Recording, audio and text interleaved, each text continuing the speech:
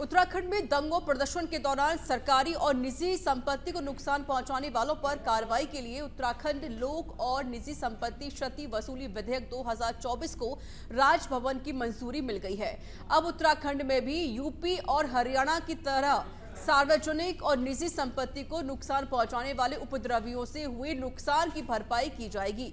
वहीं मुख्यमंत्री पुष्कर सिंह धामी सहित भाजपा नेताओं ने इस विधेयक को राज्य के लिए जरूरी बताया।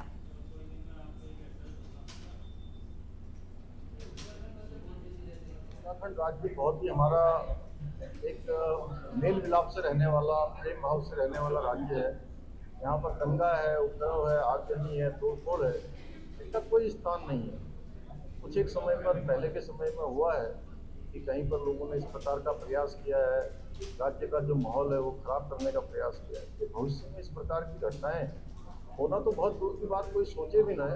इसलिए दंगा रोधी कानून एक विधेयक के रूप में उसको मान्यता मिल गई है। राज्यपाल महोदय ने भी कल अपनी स्वीकृति उसको प्रदान कर दी है और इसके लागू होने के बाद अब कभी भी कोई भी दंगा करेगा, तोड़फोड़ करेगा, आगजनी करेगा, सरकारी संपत्ति, निजी संपत्ति का नुकसान करेगा, तो उसके दंगे से होने वाले नुकसान की एक एक पाई की भरपाई उसी दंगा करने वाले से वसूल की जाएगी। और मैं समझता हूँ कि राज्य के लिए हमारे लिए जरूरी था और इसके बाद इस प्रकार की घटनाएं पूरी तरह से समाप्त। मुझे आप ये बताइए, भाजपा को आज 7.5 साल हुए, पहले भी उत्तराखंड में भाजपा रही, उत्तर प्रदेश में रही, क्या आज तक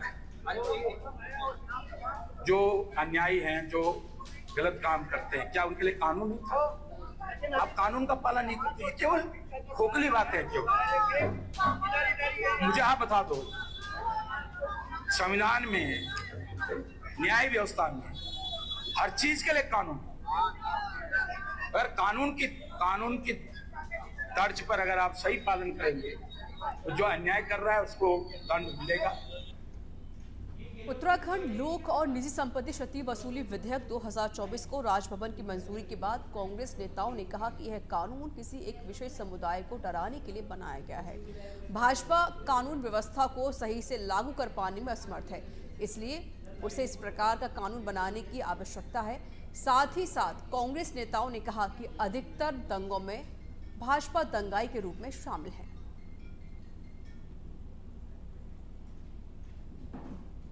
कांग्रेस से पागल हुए हैं। देखिए, कांग्रेस को सत्ता में रहने की आदत थी और आज पिछले 10 साल से वो सत्ता से बाहर हैं। आप आम जनमानस से अगर बात कीजिए, देश का पैसा है, जनता का पैसा है, उसकी बचत होगी, समय की बचत होगी, देश का विकास होगा। तो मैं अपने कांग्रेसियों से कहना चाहूंगा, आप उस बुद्धि दे, नहीं तो यहाँ की जनता ने जो आपका हाल किया उससे बुरा हाल आपको होने वाला। देखिए, अगर हल्द्वानी के दंगे की बात करें तो सरकार ने कराया और उसके अलावा मुझे लगता नहीं कि उत्तराखंड में कहीं दंगा हुआ है। अगर दंगा हुआ है तो उसमें भी कहीं कहीं भारतीय जनता पार्टी के पदाधिकारी आपको साफ साफ दिखाई देगी, चाहे वो रुद्रपुर का दंगा था। तो सरकार ने आंदोलनकारियों को उनकी आवाज को दबाने के लिए पहले यहाँ से धरना स्थल हटाकर काला पानी बना दिया, देहरादून जो है परेड ग्राउंड से हटाकर उसे काला पानी बना दिया, ताकि कोई भी आवाज उठाए तो सरकार के कानून तक न पहुंचे और उसको प्रेस मीडिया वहां तक न पहुंच पाए। और अब खबर उत्तराखंड के अल्मोड़ा से बता देते हैं, जहां पर जिले के विकास खंड में सदस्यता अभियान की समीक्षा बैठक हुई, जिसमें भाजपा प्रदेश अध्यक्ष महेंद्र भट्ट विधायक आवास सबोली पहुंचे, जहां पर उनका जिलाध्यक्ष और भाजपा कार्यकर्ताओं ने फूल माला पहनाकर स्वागत किया। भाजपा प्रदेश अध्यक्ष महेंद्र भट्ट ने कार्यकर्ताओं से आह्वान किया है कि भाजपा को विश्व की सबसे बड़ी पार्टी होने का कीर्तिमान स्थापित रखने में सहयोग करें।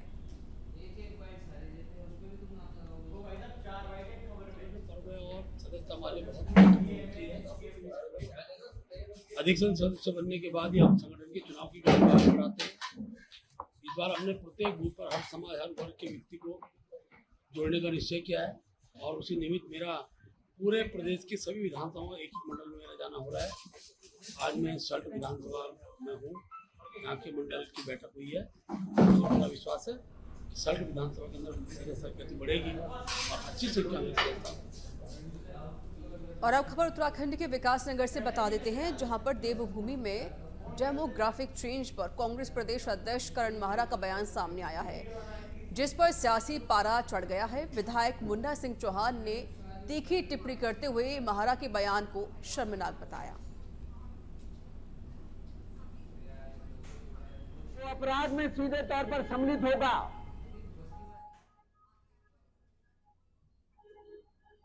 उसके साथ ही यदि परोक्ष रूप से भी कोई इन अपराधों में सम्मिलित होगा तो उसको भी बख्शा नहीं जाएगा। मैं रगड़ करके छोड़ दूंगा, मैं बता रहा हूं।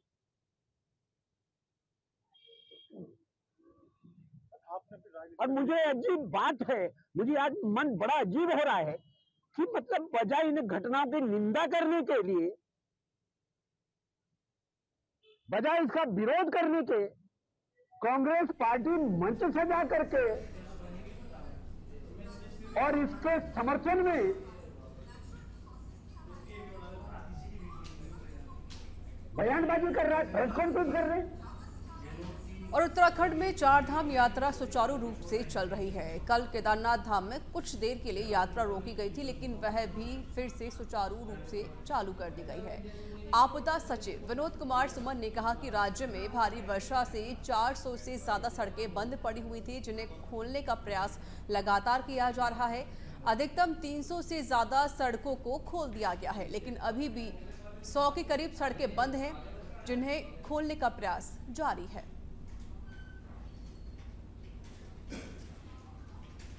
रास्ते हमारे काफ़ी हद तक खोले जा चुके हैं। पिछले लगभग 8 दिनों में हम लोगों ने मोटा मोटा 400 रास्ते जो बंद थे उनको खोला है। अभी करीब 100 के आसपास रास्ते बंद चल रहे हैं, जिनको हम उम्मीद करते हैं कि आगामी कुछ दिन में जल्दी खोल देंगे उसको। चार धाम यात्रा मार्ग और जो मुख्य राजमार्ग हैं सभी खुले हुए हैं। इसमें चार धाम यात्रा में यात्रियों की संख्या लगातार बढ़ रही है। 4000-5000 तक उससे ज़्यादा भी यात्री आ रहे हैं। रास्ते कहीं कहीं क्षतिग्रस्त हैं, उससे थोड़ी दिक्कत हो रही है लोगों को, तो रास्ते को ठीक करने की कोशिश की जा रही है। उसमें जो देखभाल करने वाली संस्थाएं हैं वो काम कर रही हैं। कल केदारनाथ जी की यात्रा कुछ देर की बाधित हुआ था, थोड़ी दिक्कत हुई थी, बट वो सुचारू हो गया है। बद्रीनाथ जी की यात्रा चल रही है, गंगोत्री यमुनोत्री की यात्रा चल रही है, बाकी स्थिति इस पर ठीक ठाक है। और अब खबर विकासनगर से है, जहां पर राज्यसभा के पूर्व सांसद डॉक्टर आर.के. सिन्हा की 2 पुस्तकों का विमोचन किया गया। आपको बता दें कि इंडियन पब्लिक स्कूल राजावाला में दोनों किताबों का विमोचन किया गया है। इस अवसर पर पूर्व मुख्यमंत्री भगत सिंह कोश्यारी, पूर्व केंद्रीय मंत्री सुबोध कांत सहाय समेत कई लोग मौजूद रहे। हमारे नरेंद्र किशोर सराज जी का विद्यालय इन्होंने स्थापित किया है। ये भारतीय संस्कारों को भी अपने विद्यार्थियों को देता है। निश्चित रूप से ये विद्यालय हमारे उत्तराखंड को इनकी एक बहुमूल्य देन है। मैं प्रभु से प्रार्थना करता हूँ जो हमारे सिन्हा साहब को लंबी आयु दे, स्वस्थ रहे, आनंद रहे और ये विद्यालय दिन दुनी रात चौगुनी प्रोग्रेस करे। मैं फिर से प्रभु से इनके दीर्घ जीवन की कामना करता हूँ। आज श्री नवीन कुमार सिन्हा, नवीन किशोर सिन्हा, जो इंडियन पब्लिक स्कूल के फाउंडर चेयरमैन हैं, इस जन्मदिन के अवसर पर यहाँ बच्चों के साथ कार्यक्रम मनाया जा रहा है। पूरा विद्यालय परिवार ही उनका अपना परिवार है और वो इस हर बच्चे को वो अपने परिवार का सदस्य समझते हैं और हर एक का बहुत ख्याल रखते हैं। हर बच्चे के लिए हर मुमकिन सहूलियत इस विद्यालय में दी जा रही है। और देहरादून में जिलाधिकारी सविल बंसल ने आज जिलाधिकारी आवास से पहाड़ी पैडलर्स के साइकिल दल को हरी झंडी दिखाकर रवाना किया।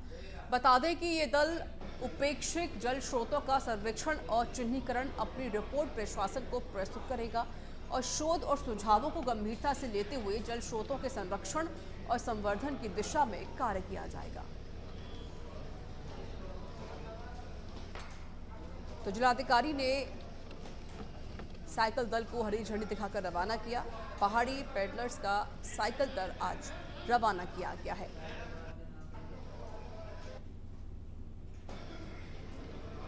और जो जगह चिन्हित की गई है उसको यह दल चिन्हित करने के बाद रिपोर्ट प्रशासन को सौंपेगा।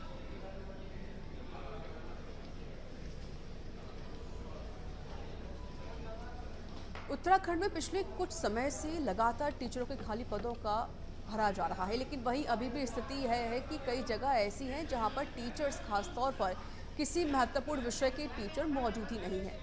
वहीं महानिदेशक विद्यालय शिक्षा की जिम्मेदारी जैसे ही झरना कामठान के संभाली है, उन्होंने इस विषय पर गंभीरता से काम करना शुरू कर दिया है। झरना कामठान ने बताया कि टीचरों की कमी को देखते हुए शिक्षा मंत्री के साथ बैठक की गई है। तो देखिए, जहाँ जहाँ पर टीचर्स की जो पद खाली है, अब उनको भरने का काम सरकार कर रही है, और इसके बीच ताकि जो शिक्षा को लेकर सरकार कोशिश करती है कि बच्चों को वो शिक्षा दी जाए, उन्हें कोई कमी महसूस ना हो, और जहाँ भी वो जो नियुक्तियाँ खाली हैं टीचर्स की, उन नियुक्तियों को अब सरकार भर रही है।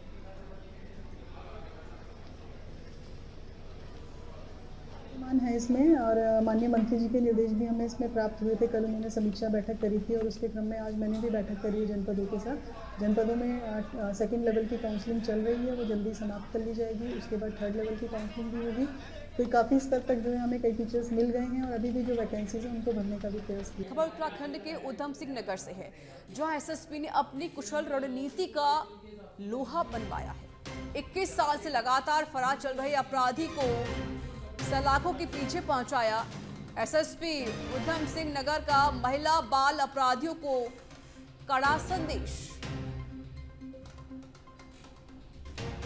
तो देखिए, ये आरोपी पिछले 21 साल से फरार था, जिसकी तलाश लगातार की जा रही थी, लेकिन एसएसपी के कुशल स्ट्रैटेजी के जरिए इस आरोपी को आखिरकार पकड़ लिया गया।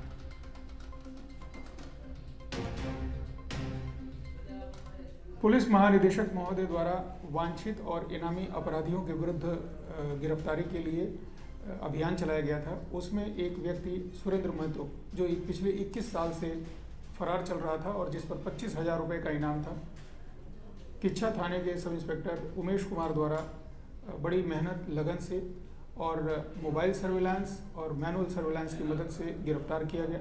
मेरे द्वारा भी इनकी टीम को 2,500 रुपये के इनाम की घोषणा की गई है, और आज उसे न्यायालय के समक्ष प्रस्तुत किया जा रहा है। पुलिस महानिदेशक। तो देखिए, यहाँ पर एसएसपी की कुशल स्ट्रैटेजी के जरिए आखिरकार इस आरोपी को धर दबोचा गया। पिछले 21 साल से ये आरोपी फरार था, जिसकी तलाश लगातार की जा रही थी। इसके ऊपर इनाम भी घोषित किया गया, लेकिन अब आकर पुलिस को बड़ी कामयाबी हाथ लगी, और इस आरोपी को 21 साल बाद पकड़ लिया गया है।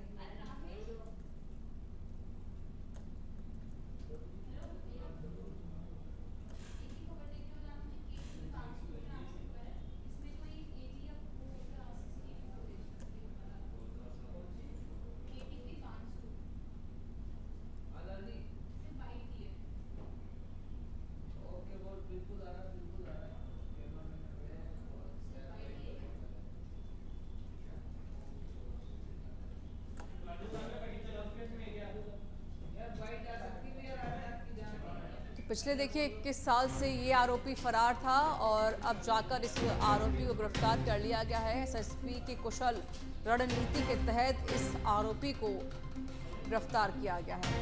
उत्तराखंड के उधम सिंह नगर से जानकारी हम दे रहे हैं। पूरी प्लानिंग के तहत इस आरोपी को गिरफ्तार किया गया। पिछले 21 साल से ये आरोपी फरार था।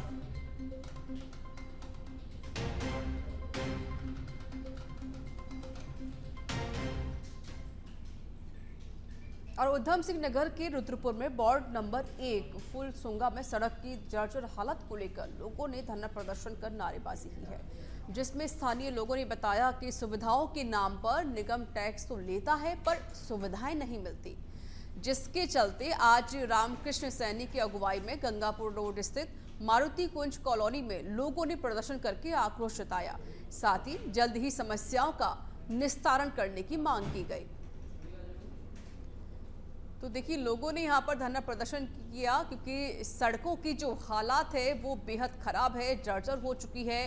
जगह जगह गड्ढे बने हुए हैं, जिस वजह से दुर्घटनाएं भी होती हैं। अब इसी को लेकर ग्रामीणों ने धरना प्रदर्शन किया और मांग की है कि सड़कों को ठीक किया जाए। अगर सड़कें ठीक नहीं की जाएंगी तो ये प्रदर्शन और भी ज्यादा उग्र होगा। सबसे मेन समस्या है रोड और नाली आप बाद में बनाए, सबसे पहले जो है ये मेन रोड जो है, इस रोड को बनाने का काम करें कि ये मेन रोड जो है कहीं ना कहीं ये लालपुर तक जाती है और पूरा लिंक रोड है। मैं चाहता हूं कि इस रोड को जल्द से जल्द बनाने का काम करे नगर निगम या जो भी इसका जिम्मेवार पर्सन हो। रोड मेन चीज़, यहाँ रोड नहीं है, रोड की बहुत समस्या है। हमारे बच्चे जब स्कूल जाते हैं आने में हमें जूते चप्पल उतार के जाना पड़ता है। जब बरसात आती है तो पानी भर जाता है, जाने लायक नहीं रहता है, न टुकटुक वाला अंदर आता है न गाड़ी वाला अंदर आता है।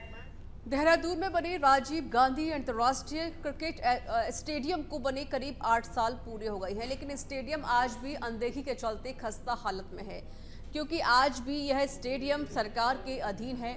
इस स्टेडियम में कई बार मैच खेले गए हैं, लेकिन आईपीएल का आयोजन यहां पर नहीं हुआ है। खेल मंत्री रेखा आर्य का कहना है कि उत्तराखंड 38वें राष्ट्रमंडल खेलों की मेजबानी कर रहा है, इसलिए सरकार अभी Rajiv Gandhi international cricket stadium को अपने अधीन ही रखना चाहती है और इसके बाद कोशिश की जाएगी कि स्टेडियम को आईपीएल की भी मेजबानी मिले।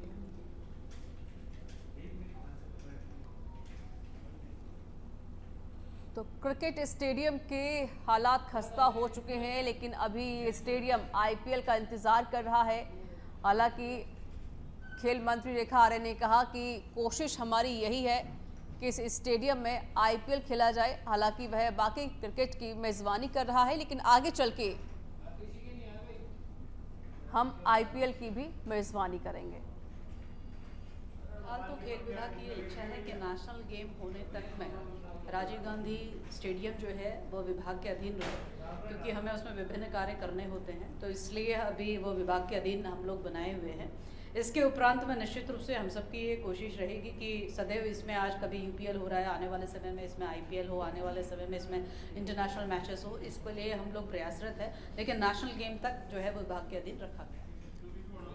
नाबालिग से दुष्कर्म और आपत्तिजनक वीडियो वायरल मामले में कोतवाली पुलिस ने 2 युवकों को गिरफ्तार कर लिया है। हालांकि पुलिस जांच हड़ताल और पीड़ित छात्रा के बयान से एक युवक द्वारा उसके साथ दुष्कर्म की पुष्टि हुई है, जबकि पुलिस गिरफ्त में आए दूसरे युवक की संलिप्तता की गहनता से जांच कर रही है। दरअसल बीती शनिवार एक निजी स्कूल में पढ़ने वाली नाबालिग छात्रा का एक आपत्तिजनक वीडियो वायरल हुआ था। मामला 2 संप्रदाय से जुड़ा होने के कारण हिंदुवादी संगठनों के साथ क्षेत्रीय विधायक मुन्ना सिंह चौहान ने इस मामले को लेकर तीखी प्रतिक्रिया दी, जिसके चलते पीड़ित छात्रा के परिजनों की तहरीर और क्षेत्रीय विधायक की सख्त हिदायत के बाद हरकत में आई कोतवाली पुलिस ने मामले की गंभीरता को देखते हुए 2 युवकों को धर दबोचा। तो देखिए, विकासनगर में नाबालिग से दुष्कर्म किया गया, जिसकी पुष्टि भी हो चुकी है और इसी को लेकर क्षेत्रीय विधायक ने पुलिस को हिदायत दी और तब जाके पुलिस प्रशासन ने एफआईआर दर्ज की और उसके बाद 2 युवक गिरफ्तार कर लिए गए, जिनसे अभी पूछताछ चल रही है।